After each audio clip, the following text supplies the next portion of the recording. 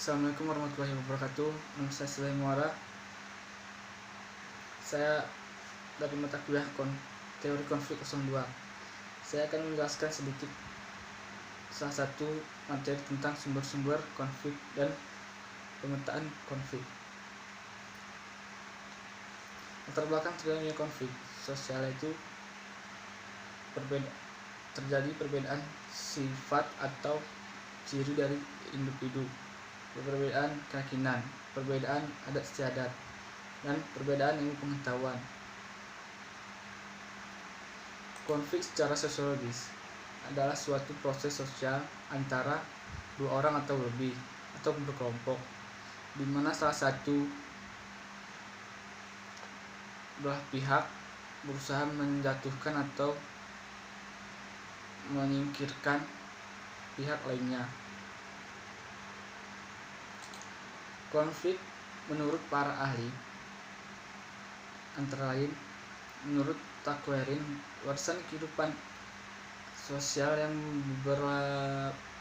boleh berlaku dalam berbagai keadaan akibat bangkitnya keadaan ketidaksetujuan, kontroversi, dan pertentangan di antara dua pihak atau lebih pihak secara berterusan. Menurut Gibson, hubungan saling dapat menciptakan kerjasama, hubungan saling tergantung dapat pula melahirkan konflik. Hal ini terjadi jika masing-masing komponen organisasi memiliki kepentingan atau tujuan sendiri-sendiri dan tidak bekerja sama satu sama lain. Menurut Robin, keberadaan konflik dalam organisasi ditentukan oleh persepsi individu atau kelompok.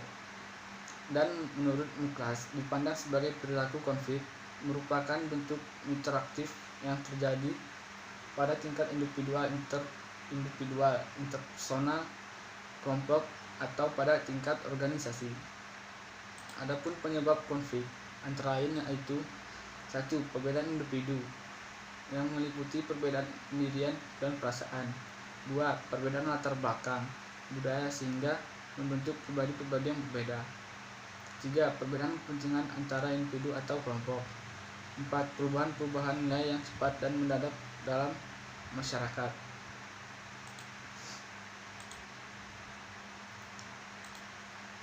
Dan ada juga jenis-jenis konflik,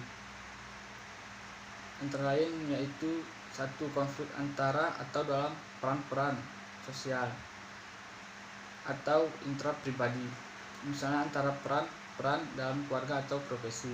2. Konflik antara kelompok-kelompok sosial atau antara keluarga, antara keluarga, antar geng. 3. Konflik kelompok terorganisir dan tidak terorganisir, disebut juga polisi melawan massa.